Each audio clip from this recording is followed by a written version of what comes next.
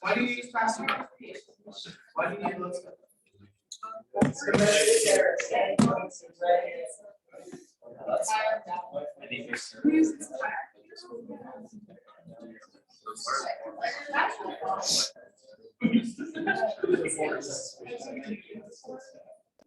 No.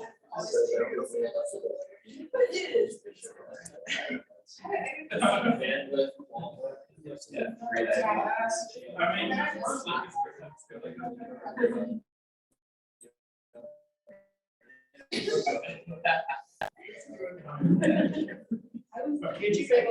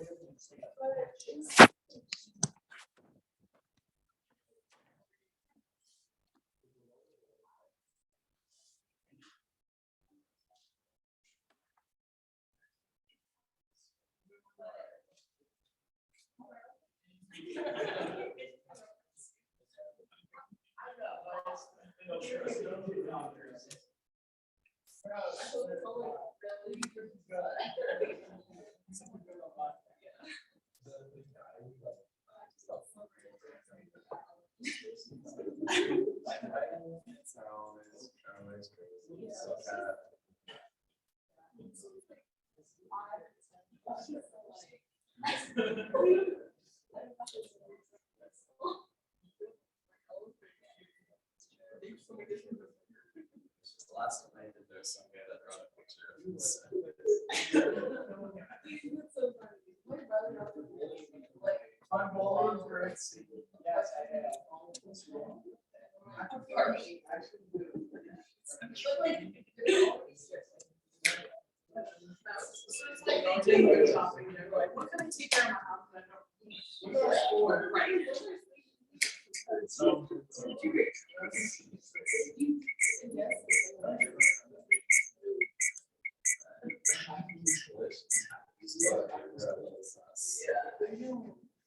Oh, there we go. There we go. I've seen this on my CBR hours.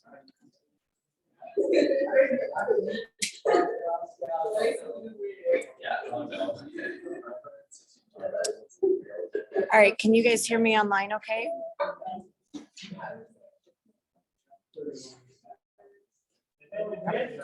right, great.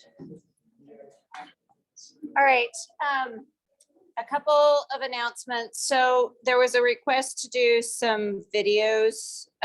So one of the videos that I posted on here, it's under the Fourier analysis, was going through the derivation of when that integral went to 0 with the Dirac delta function. So that's one of those videos. And then a Fourier analysis example as far as the solution going through it with the Fourier technique.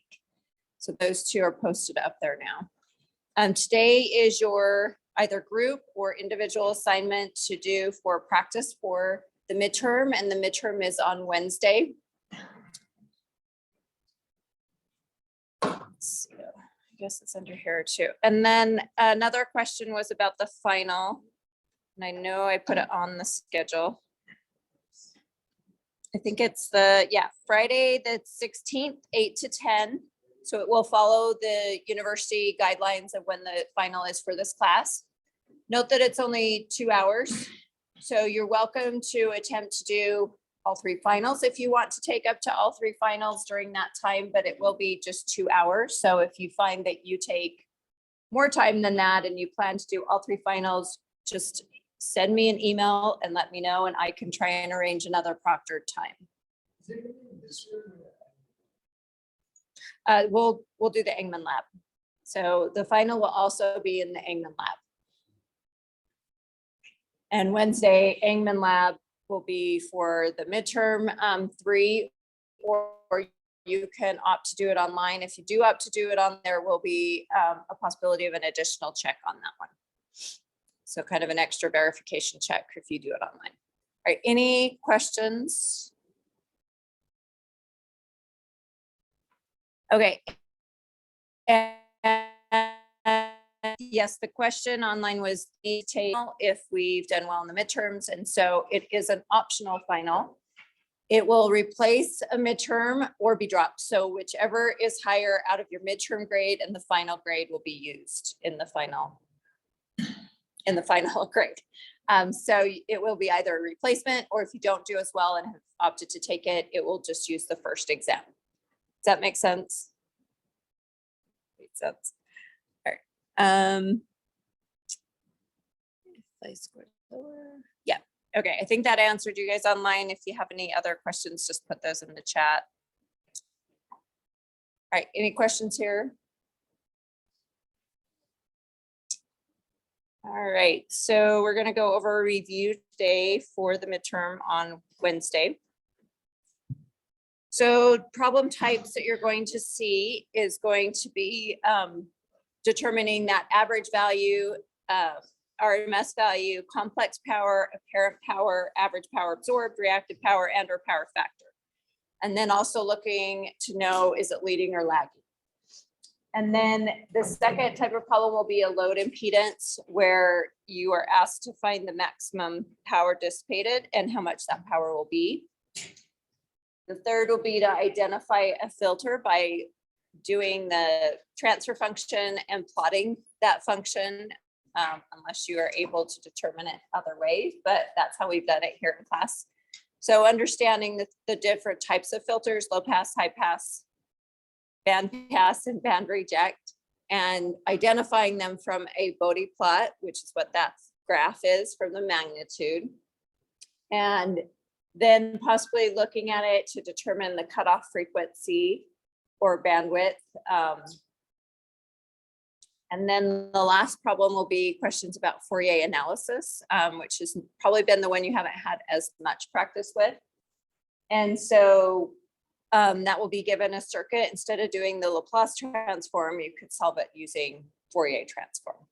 So the technique is exactly the same as Laplace, except that, well, there's a few little slight differences. So you don't have initial conditions for the Fourier. So it's either just move it to a capacitor will be 1 over j omega c, or an inductor will be just j omega l. Solve that circuit with those as impedances, and then you're going to transform the inputs with the tables to get the Fourier transform of it. And then you're going to use the tables or take the Fourier integrals to do the inverse Fourier to get the time domain. And we'll go through an example of that. All right.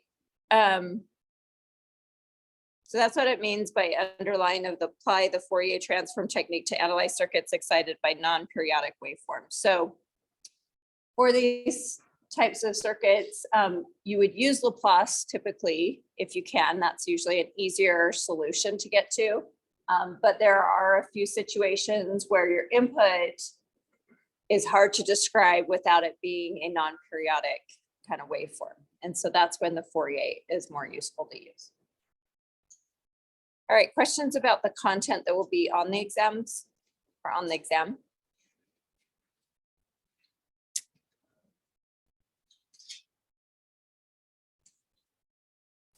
So question online is about the Bode plot. Would you use the corner cutoff frequency for one of the axes? So the corner cutoff frequency is going to be for a high pass. Say this was measured at 40 dB. Your cutoff frequency is going to be at what value? Correct, 37 dB. If it's a single polar zero, this would be your omega C.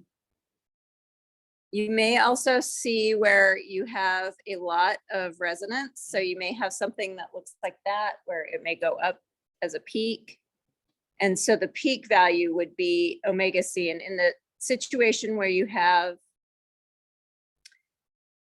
a very high Q or a high resonance, then you would have those would be equal to the same. Did that answer your question, Kara? So in MATLAB, you could measure that point by clicking on the plot and actually moving it down to 37 dB. So if it's a peak, the WC is the peak. Yeah, correct. Yeah. If it's a peak there, then yeah, WC would be that peak value. All right, other questions on this? Yes, Taylor. So I remember you saying something like if there's a double pole or double zero, Uh-huh. it's plus or minus 6 dB. Yeah.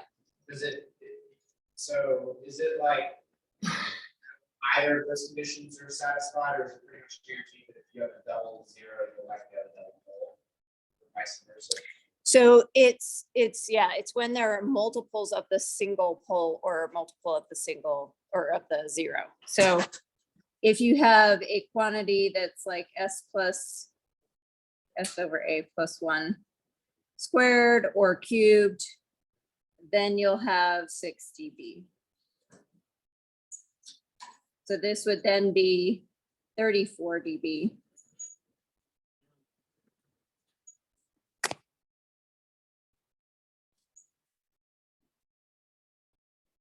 Or double polar zero. So that's only, it's not if you only have one single polar zero, it's if it's doubled itself. So, Okay.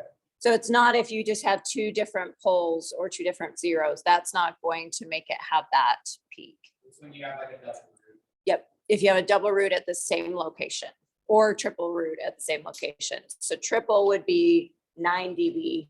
So it's each 3 dB per pole. And if you're at the same exact location for that polar zero is where that starts to get, your graph gets changed. So you'll see it actually be a sharper and sharper what do you call that? Slope. So the graph will look almost like it's square. The more and more poles or zeros that you have at the same exact root. All right, any other questions? All right, so let's work on this first one. So given this voltage input and this current input or current value, determine the complex power, parent power, average power, reactive power, power factor, and then whether it's leading or lagging. So go ahead and you guys can work on these individually and then discuss them as a group just to make sure you are able to solve these.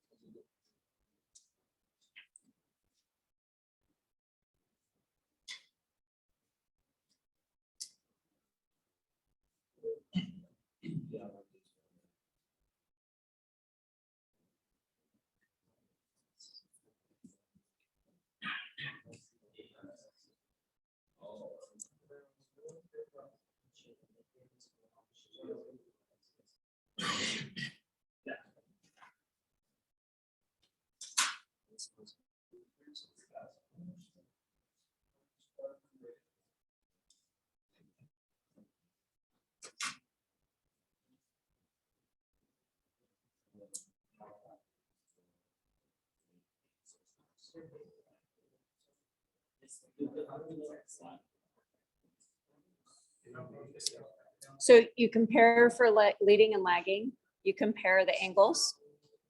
So theta V and theta I.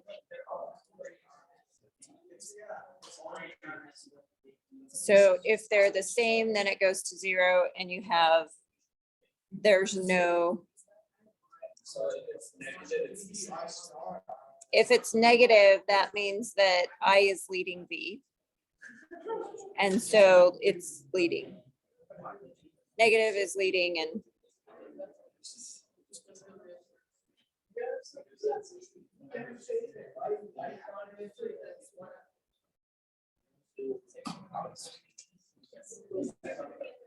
It's not 0. Oh, yeah. But it's still lagging because I use theta and Z, not the actual value. yeah, it's the angle. You don't care about the power factor number for leading and lagging. You look at the angles. Oh. Oh.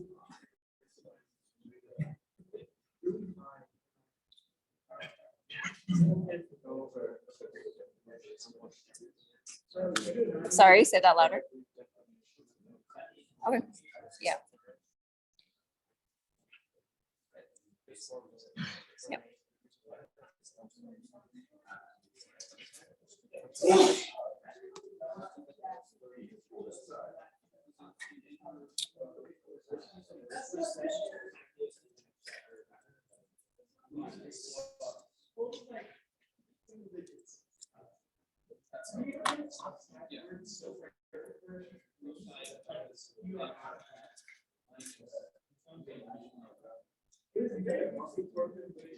All right, so the first part of this asks for complex power. What does complex power? How do you find complex power? Anybody want to share?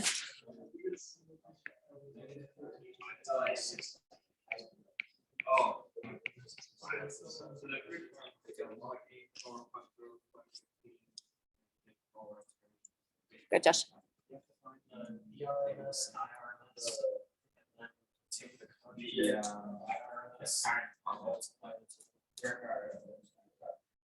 Right, so you need to find the RMS values for voltage and current first.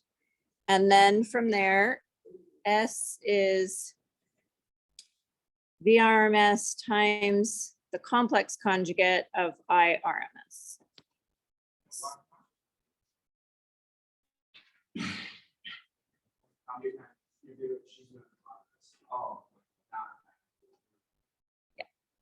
Yeah, so these are in RMS values for those two. Apparent power, how do you find apparent power? Correct. So magnitude of complex power. Average power absorbed. Correct. So average power will be the real part of the complex. And let's see, reactive power. I heard somebody say it. The imaginary, correct. The imaginary part of the complex. And then the power factor.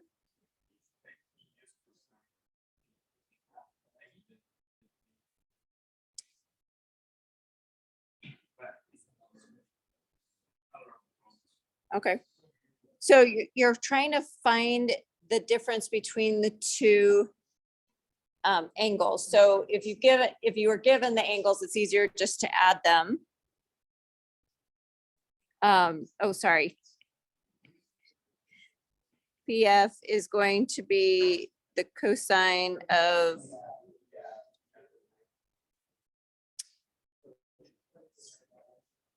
theta Z. So the power factor is the cosine of the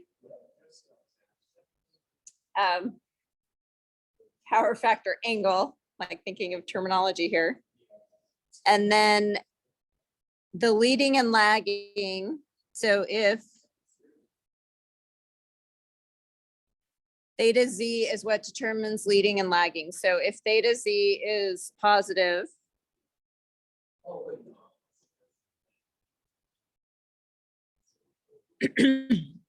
that means that V is greater, and so it's considered lagging.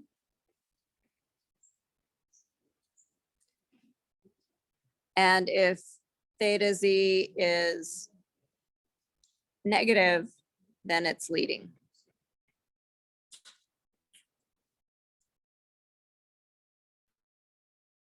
Okay, so for this particular problem, one, how do you find the RMS values? Yes.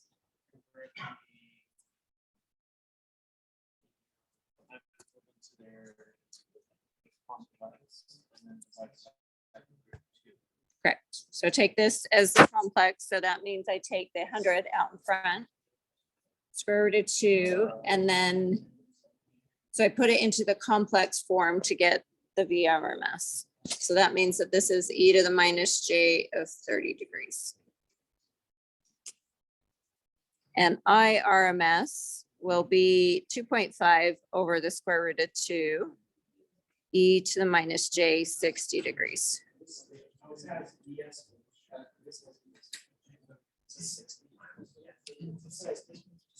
So from there, you're going to then take the complex conjugate of IRMS, which means you take a positive 60 and multiplying those together. Remember what you do when you multiply exponents, which is to add them together. So 100 times 2.5 over 2 times the square root of 2. 2 square root of 2 becomes 2. And then e to the minus j30 plus j30 becomes a plus 30. And then the magnitude of that is 125. And the power average is going to be the real portion of that, which is 125 times cosine 30. So that gives you 108. And then sine of 30 is 62.5. The angle of the VRMS is minus 30. The angle of IRMS is minus 60. So a minus 60 becomes a plus 60. So that becomes positive, which determines it's lagging. And then you just take 30 cosine 30 degrees, which is that theta, and you get 0.8666.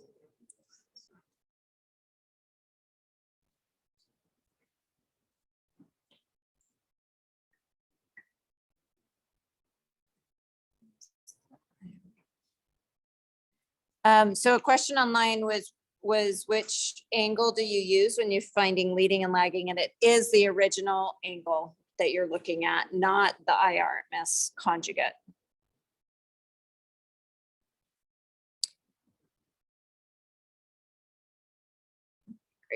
Any other questions? You guys feel comfortable with the terminology? Comfortable with finding these values?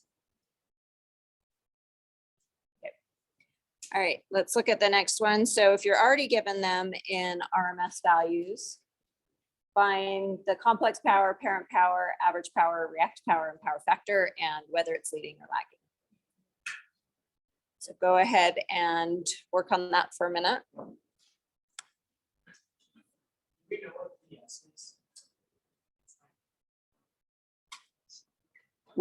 Which what is? Oh, yeah, they would know. Okay, I was like, I don't have a VS here.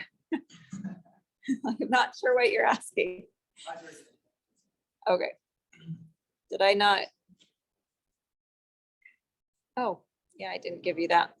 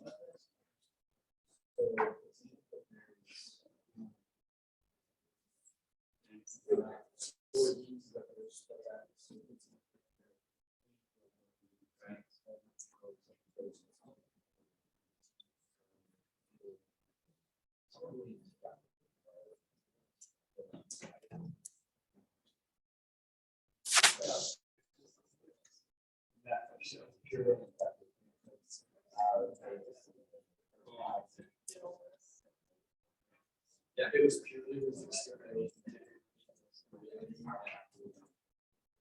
Yeah.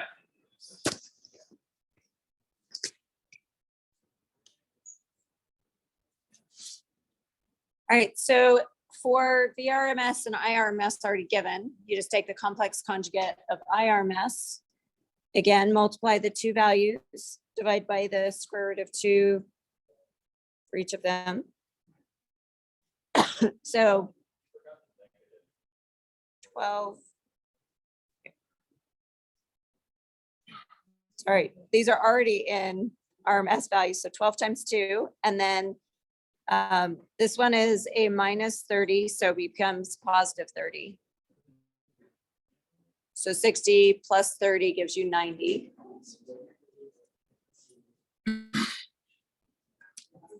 And then you take the magnitude to get the apparent power. The real portion to give you the average power, reactive power is sine. And then you have that they are exactly equal for the power factor, so you get 0. Or not that they're equal, they get 0 for the power factor, and then you get that it's purely inductive because the current purely inductive.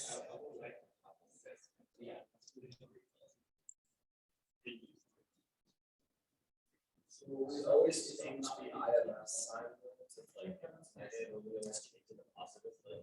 Yeah, so the complex conjugate is where you take in whatever J is for the polar and you take a minus J of that. Will that also apply for the RMS? So if you're taking the complex conjugate of VRMS, then you would replace the J with a minus J. In this case, the definition of complex power is just VRMS times the complex conjugate of IRMS. So you only take the complex conjugate of the I.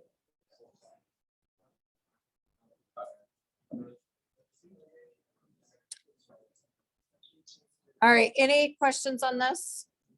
You guys feel comfortable with this type of problem? Okay, all right, let's move on to the next type of problem. So this type of problem, it asks you to choose the load impedance ZL. So the power dissipated in it is a maximum, and then how much power will that be? So what are you looking for here?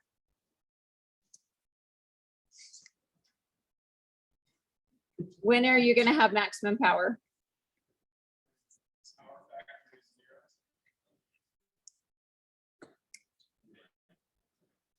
And how do you get that?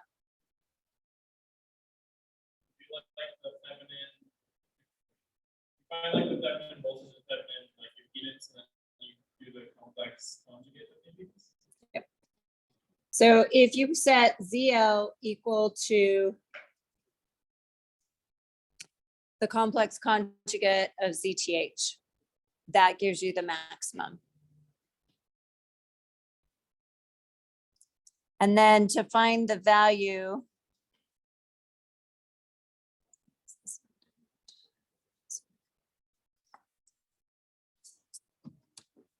so to find the average power maximum,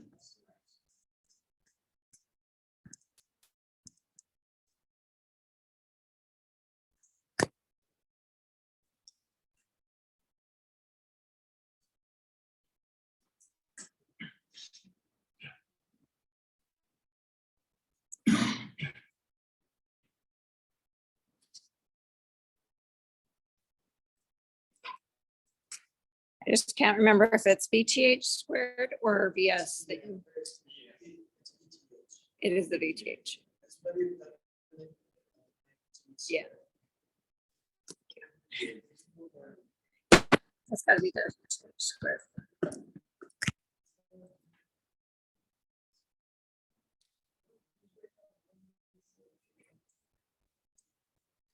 All right, I didn't give you a VS for this one yet, but go ahead and find the ZL and in terms of VS, yes.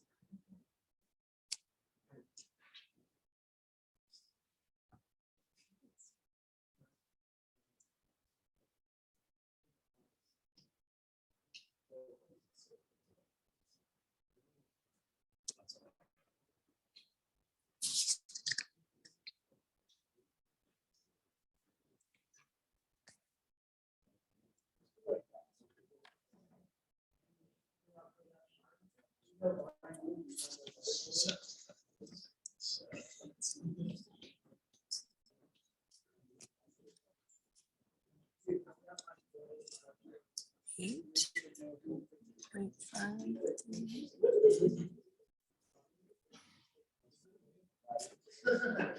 a cult.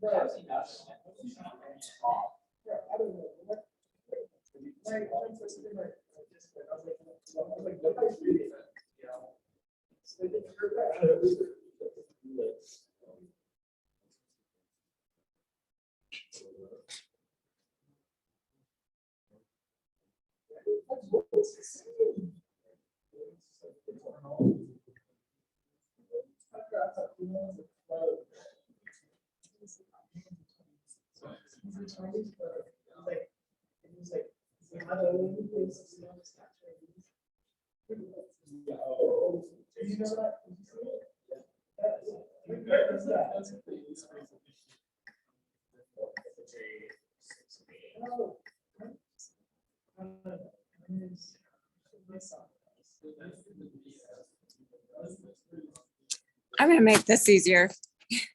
I'm just gonna give you a.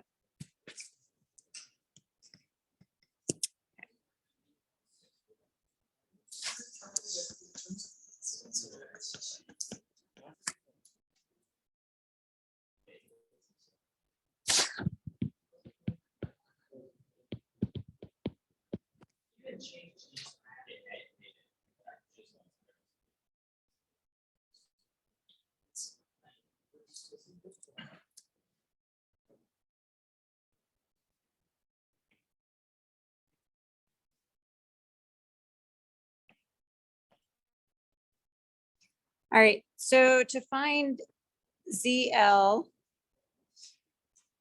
what do you do?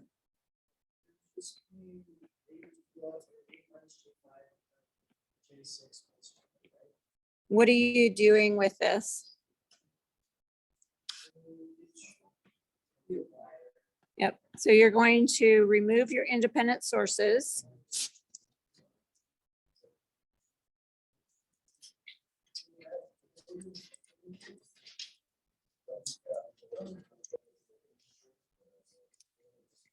And then from there, you're going to take a pathway from A to B. So in this case, you're going to come through here, and then what happens here? Yep, so you're going to have a split.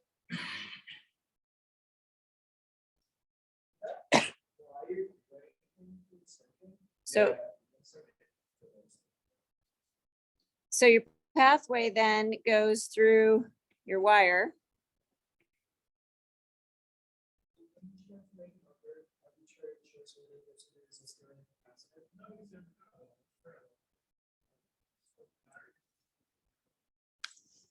So those two join because they're blue on both sides, right? So those two are in parallel, J6 and 8. And then they join, and then to get back to B, those two are going to be in parallel.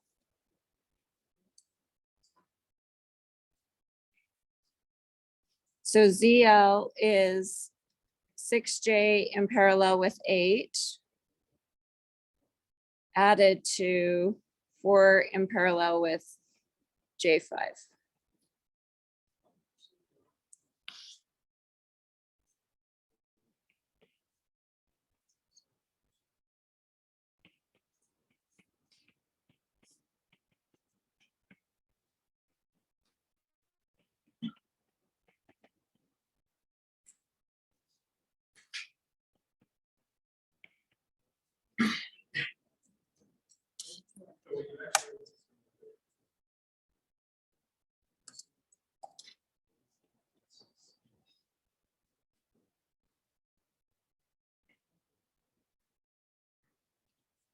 So you can either, some of your calculators will calculate that for you, or you could use MATLAB.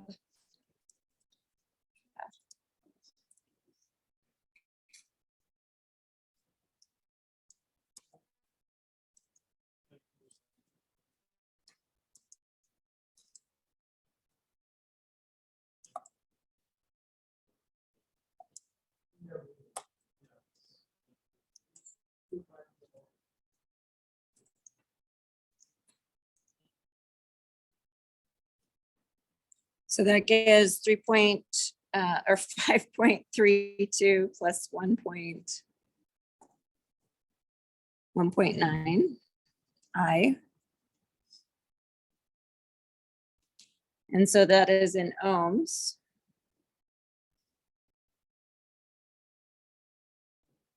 That's really big. Oh, no.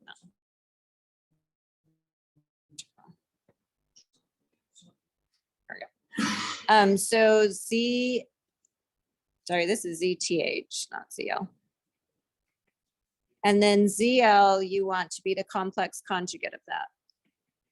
So that's just going to be plugging in a minus J for the positive J. So this would be our value you would want. How are you going to get that? What components are those going to be?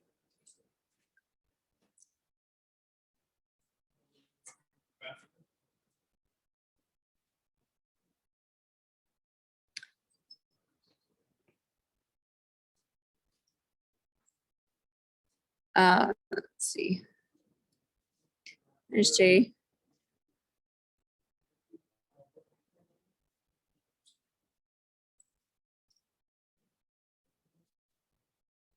So you could figure out a faster value from that if you wanted to. So that's the definition of getting maximum power, is when ZL is equal to the complex conjugate of ZTH. All right, so that gives you the value that you want for ZL. And now we want to find VTH to find the power.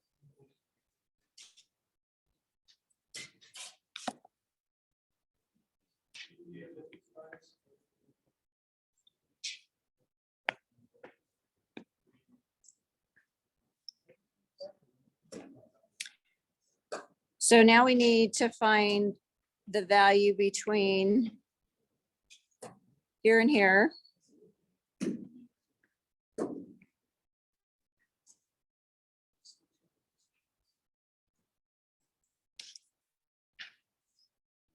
So I'm going to define ground as the bottom.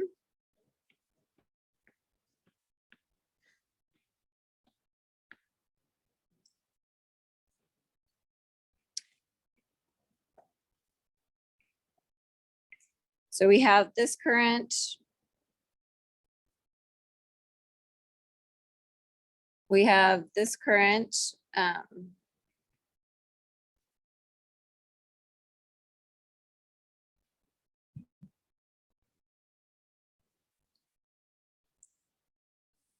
going to call this something different than VTH though, because that's going to be confusing. So I'm going to call this V1 and this point V2. And VTH is going to be V1 minus V2. So this is going to be V1.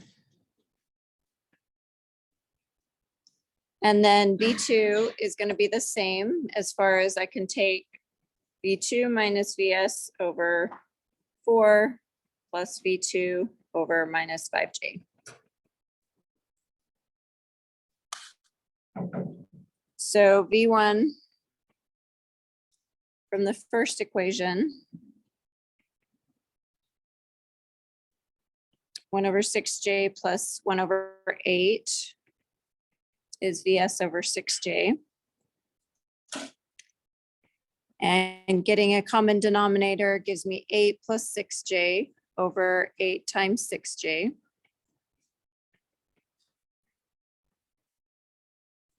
And then I can divide that to the other side. And the 6Js will cancel. So I get VS times 8 over 8 plus 6J.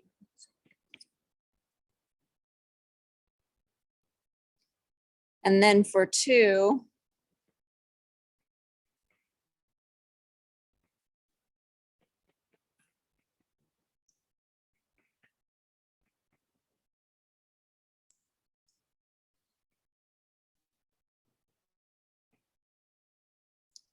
I combine again the common denominator. So it's 5J.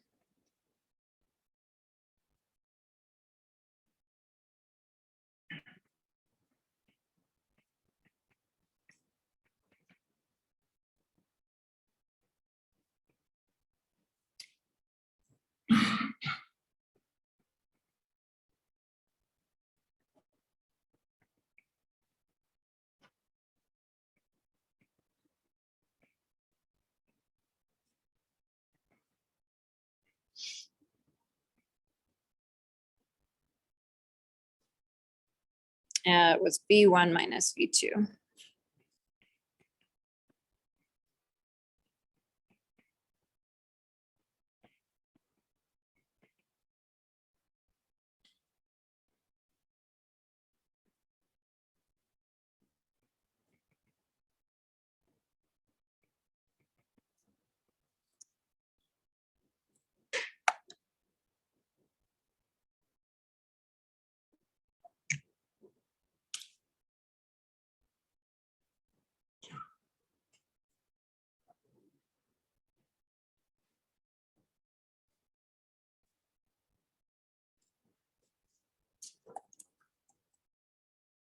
So again, you can use a calculator to do that, or you can do it by hand. I don't like to do it by hand as much.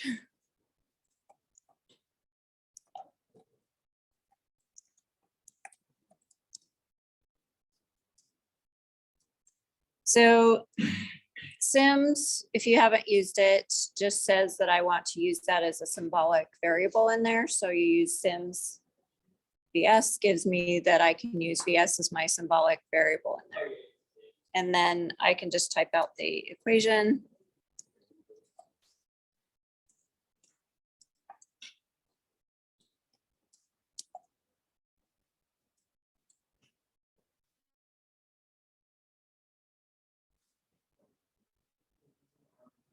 I just went blank on how to change this to polar. I just go blank on that.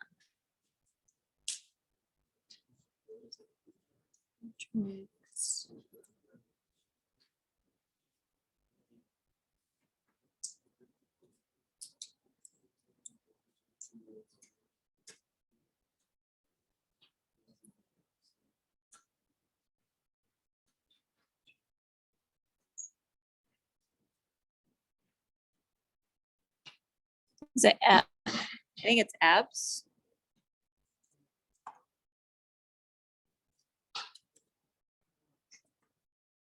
No. Magnitude. Do you guys remember which ones it is? Why did I draw a blank? Sorry.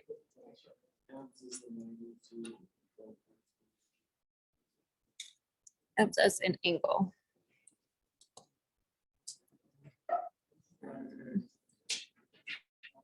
Okay, let me call this something else. A.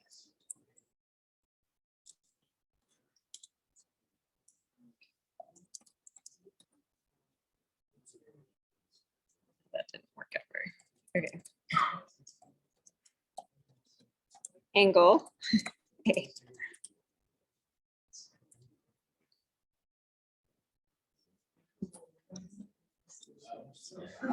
Oh, I didn't put in my BS value. That's why. Okay, so BS was 10 angle 45. That's why it's giving me weird numbers. Okay.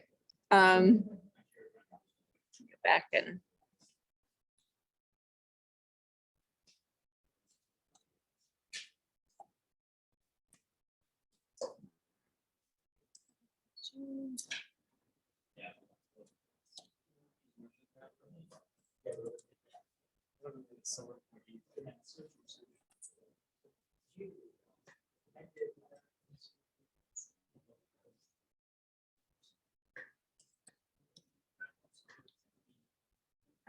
Go to your next comment.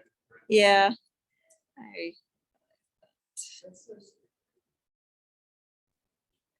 Well, in Canvas, I have to put it in as E. It's gotten me like totally messed up to do this.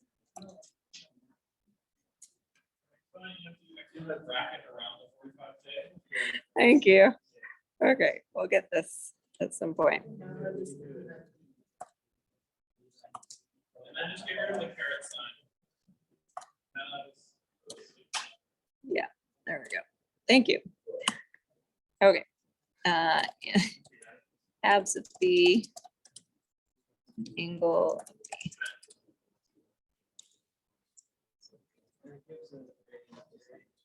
Yep, so this will be radians. Is it rad to? 3?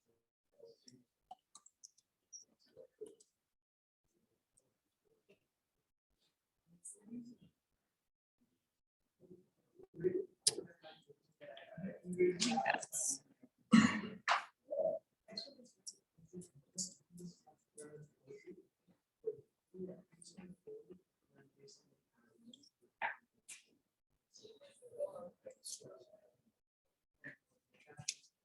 And then to get power.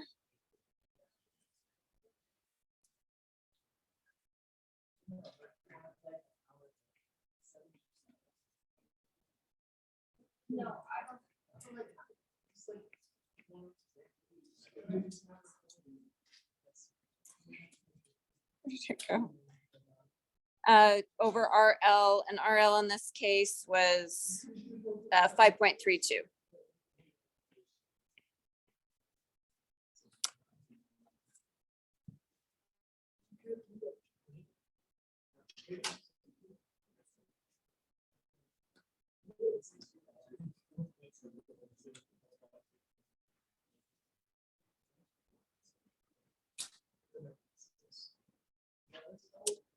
Which gives 2.29 milliwatts.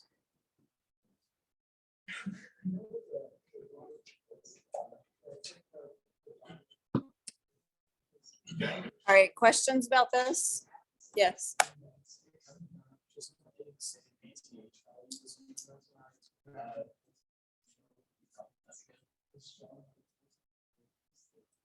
See if I typed it in wrong. What value are you getting?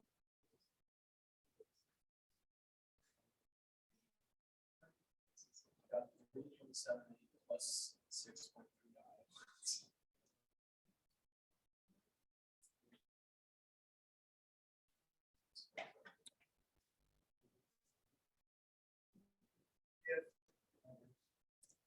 Have others gotten different values on this?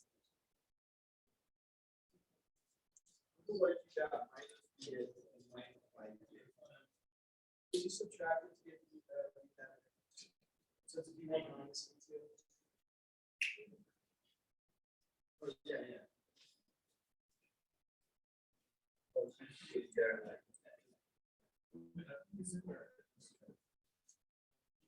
We just also use add BS times 5J.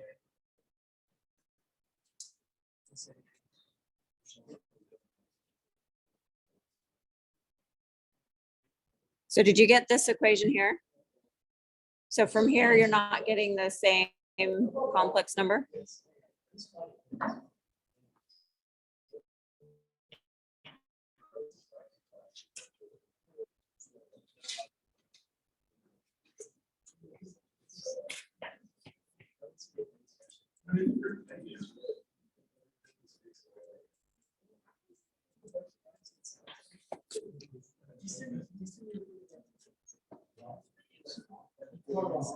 Sure I wrote that right. Yeah, 10. I don't know what to tell you, Josh. Let me look at it after. Okay. I have another answer and the angle is different. But the magnitude ends up the same. So there might be an error with what I wrote in MATLAB, I'm wondering, minus or minus 5J. But the magnitude would be the same, which gives me the same power.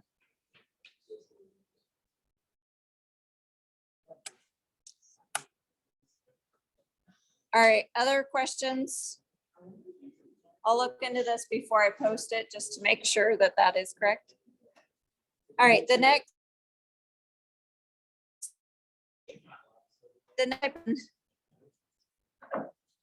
Yeah, so online it asked a plus minus V2. About this minus, you can take the minus VS times the minus 5, that can become a positive.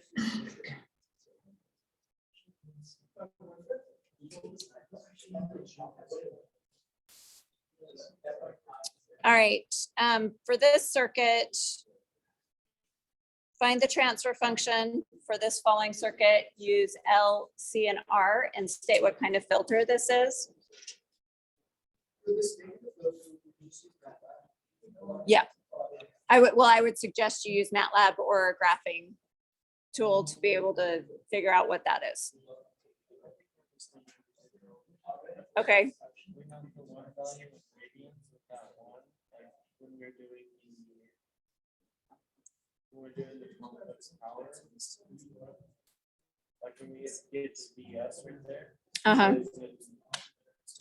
It is in degrees. But we want it to be in radians because they're consuming Q.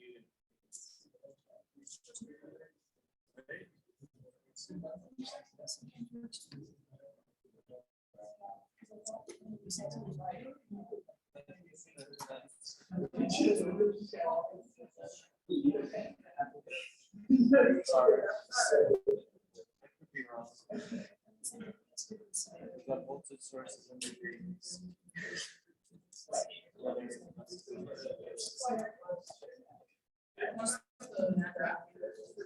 Is it not? It's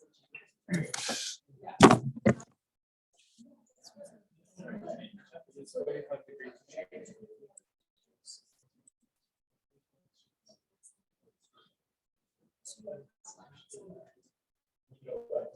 Let's see. So I won't type anymore.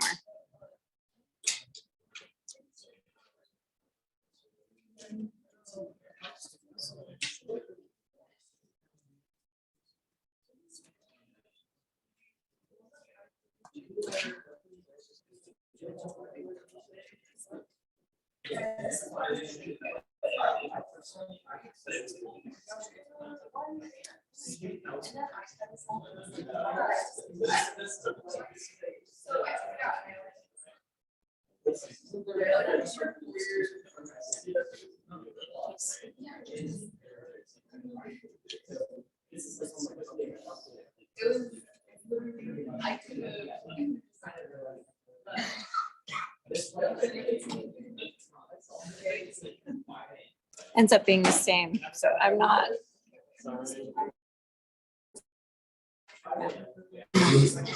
Anyway, okay, moving on. So find the transfer function for the following circuit and then state what kind of filter it is.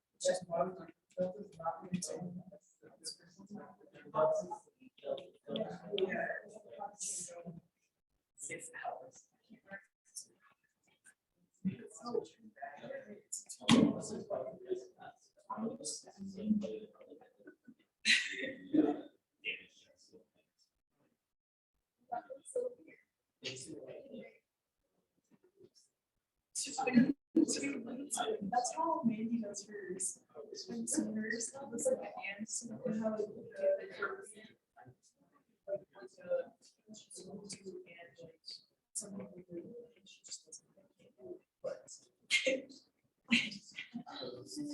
Yeah, it looks much better, like, it's just- Yeah, it's so much better, that's exactly what it is, except for what we like, it's got to be between. Her resistors are like, yeah, she also does that. Yeah. Just looks the same for surface. That's how you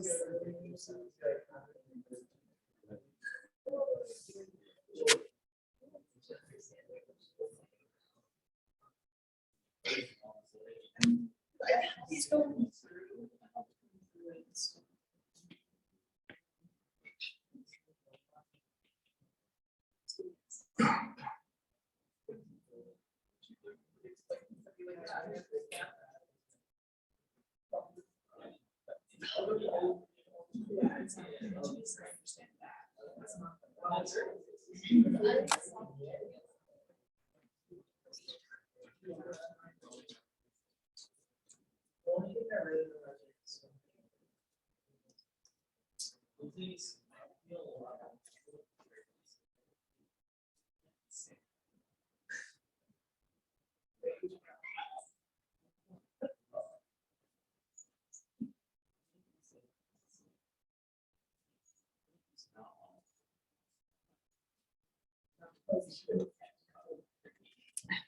Not typing.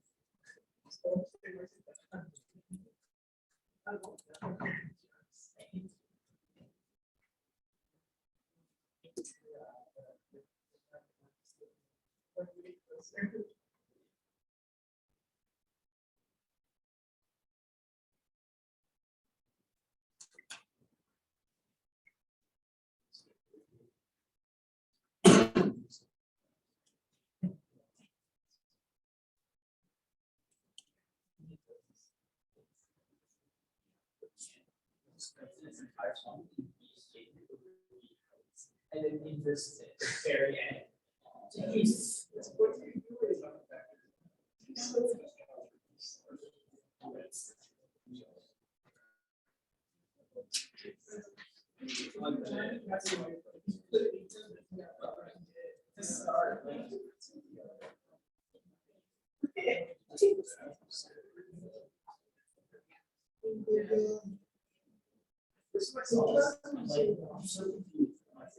Why do you have the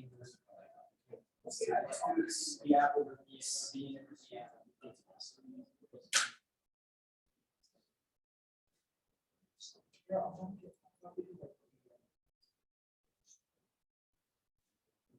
I got a 6.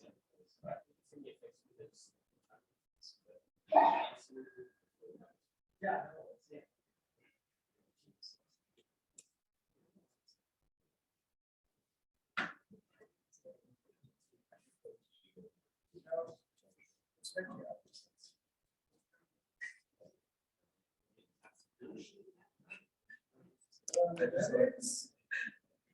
That's a low pass. It's a low pass. The low pass. It's the low pass. Is this like a type of? Accesses on this one, or did we just say that's a low pass?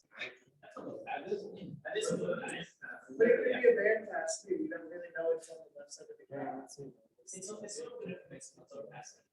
Is it like the left side of the ground and it goes down? This- It could be a band push. Yes, this one is a little bit more confusing because it is hard to tell from those axes. As long as. So would you rearrange them then, in this case? To have more axes on the left? Yeah. Or can I?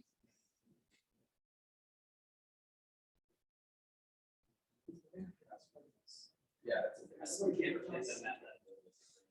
That's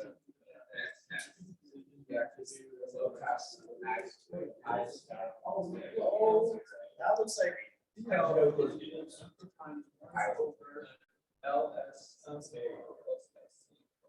So yeah, as you move that around, you can see, hopefully see that that is more of a, this would be a band pass.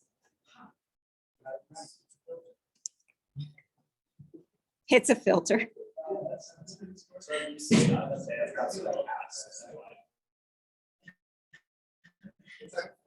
Well, this one is a pass.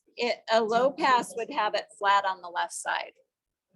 It would be flatter and then it would have one peak. Where this goes up and down. So this is a band pass.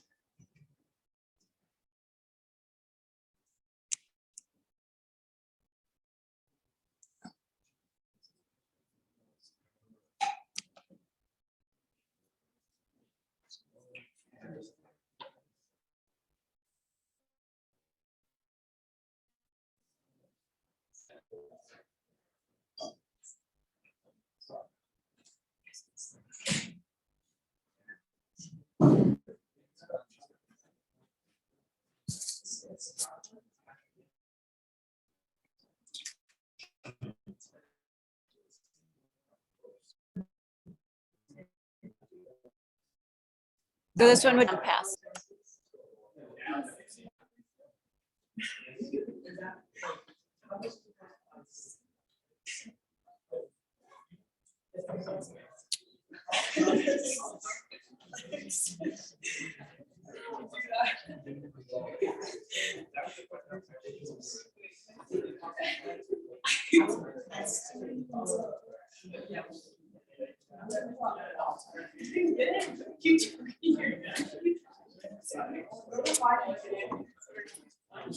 All right, so for the Fourier transform analysis, you would treat this the same way you would any other. So we would set this up.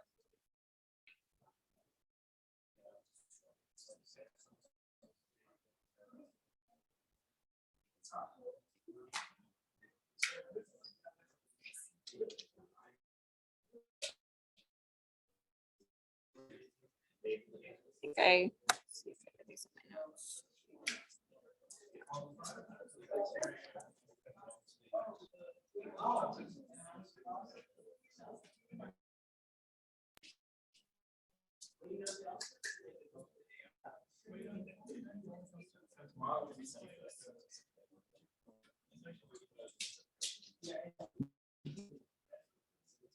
Ah. All right, so you set it up just like with the other. So you take, if you do node voltage, it would be this current branch, and this current branch. And then if you were trying to find IL, once you found IX, IL would be VX over 10 over 377. And then you would use transform tables. If it can match up, you would do an automatic matchup. If not, then you would do the integral. So for your analysis, unlike a class where we always match it up to the pair, at least what happens. We are like expected to like understand how to integrate if it's not like a pair. Like I guess I said that I would do it either ones you've seen as far as the integration or match it up to. Yeah. So I'm going to give you either probably something from the table that you can match it up to, or I'll ask you parts of that equation, parts of that problem, since we haven't done a full problem yet. What?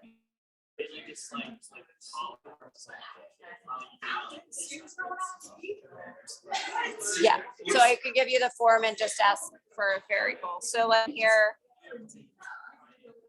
if I gave you this form, it would be A or VS1 or A plus VS2 times some A omega.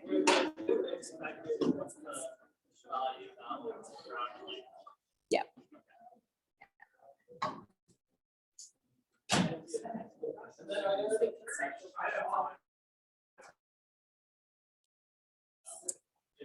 So. But it'll be like just making sure you understand the concepts.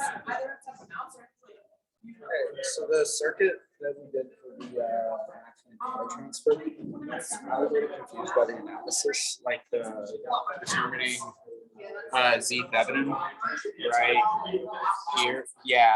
So like you're saying that the circuit current goes here, here, splits here, splits there, and I guess oddly enough, like I forgot that I just switched it and made this a short, and I got the and just plug it in the MATLAB as this in parallel with this, and got the exact same answer.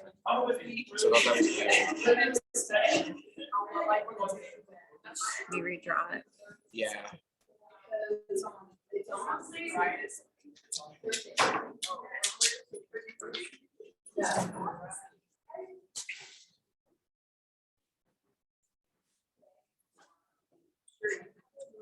So if I bring the blue down to the bottom, Okay.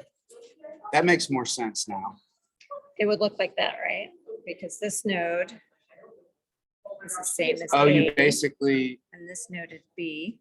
so did you essentially take these and move them here? Yep, I just moved them down so that I Okay. combined this all on the bottom.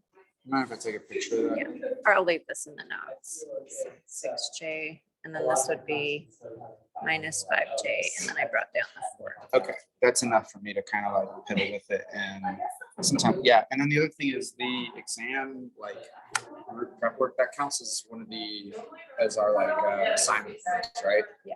So if we don't do it, and it's our lowest grade, it'll get dropped. Okay. Good. Thank you. Just Uh-huh. wanna double check. Yeah. Forget what the Z. I got really confused when you're doing the resistance. And I know that I just kind of got confused when we started doing the parallel component of it. Okay. It's like I understand like that this because So I don't know if this helps, what I just was saying to him. Like you can redraw this by this node A, color this one too. So if you color these, another one yellow, green, green. So this is your green, blue down here. Purple. okay. I don't know if that helps to visualize it better. So if you have A is connected to 2, but if I bring this one down, put it in parallel this way, hopefully that's easier to see that those two are in parallel, and then it would be added to these two. Okay. Is that the confusion in that? Yeah, it's pathway? just like how you like I understand like how you got well, maybe I should say I understand that those are sharing a node, but I'm just getting confused as to like as you go from this green node right here and this purple node Uh-huh. to this right here where they have a space, if that makes sense. Like, where you space it out. Because like I understand those two nodes are right there, but it's like it's just kind of weird to me to think of it. I mean, I could leave the ZL in there if that helps. There was only one person.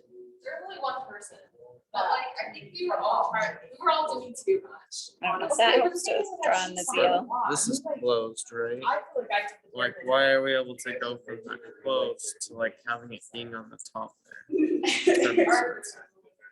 So this is all a fictitious, wire here. Like it can be here, I can draw it. I can draw it. I can go, Go everywhere. it can go anywhere. It doesn't have to be a straight wire. It can go around in a circle. and come back and connect there, and it's all the same location.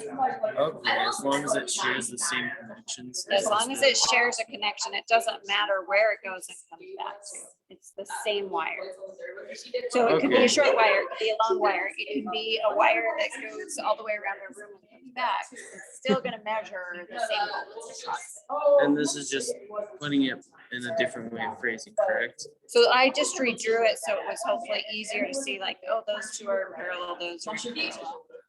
Okay, So once you highlight, and again, it seems like you're still visually having trouble with that. I would highlight things in colors still okay, to denote, is it an ordinary node or an extraordinary node? all right. So this has two elements, and then with this element here, that becomes extraordinary. This is extraordinary, and these are all extraordinary. And then is it okay if I ask you a question? Yeah. I was just still confused about cutoff frequency because I recall like a definition that we were given in one of the problems, and it was like we were given a definition of 1/√2, and this would be multiplied by the magnitude or like the max of the z. And like this is the h function. And I'll just say that's the max.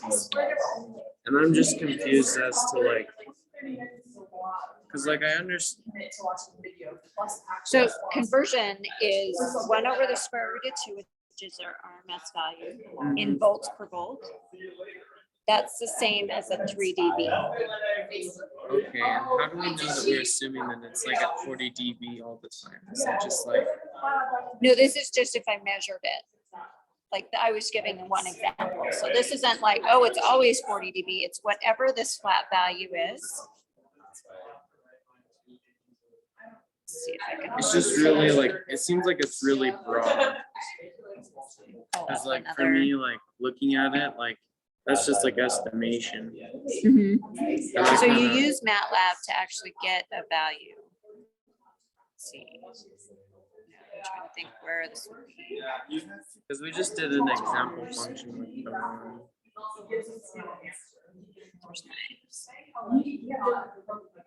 Let's see if I can find a graph here. because I'm just like confused where they're getting these estimated values. Okay, so like this one, Yeah, flat part is 36 dB. So you would measure at 33 dB what this radians is, and that would be like, if it was this kind of a graph, that would be your cutoff frequency. So at 33 dB, whatever that omega is, would be your, because you're subtracting 3, because that's. yep, you're subtracting because it's going up and then going flat. Because this is the bulk plot. But my question is like, how do you go from like, you know, like that graph where we did the bandpass filter from MATLAB today? Like, how do you go from that to something where you're getting the cutoff frequency there? So the bandpass, I won't ask, that's more complicated. And that's hard to measure on the graph, so I won't ask for the cutoff frequencies for that. So it will only be low pass or a high pass. So this is a low pass. So here you would calculate what that is this would be 14 dB. And then you would, What would that look like if we were to like do an actual function? It'd be like, kind of like a, I know this is weird, but like, would it be? it would be smooth. So instead of going chop, chop, chop, it's gonna be a smooth graph. And so here at this choppy point, it's actually gonna be at 11 dB right there on the MATLAB graphs. And so you're gonna learn how to write, draw this graph in 2280. And then you'll like be like, oh, my cutoff frequency is right here at 5, but in MATLAB to measure it, it ends up being about 3 dB less than what that 14 dB is. So that's why you can measure it in MATLAB. I'm just confused because like I look at a MATLAB function. Like I remember there was an example we did in class. That was like a low, it was when we first started doing lots of networking. Yeah, I don't think I have we just drew. No, this is not gonna work there. I'll have to just do it from here. I just struggle to like, cause I know the bulk plots are like this.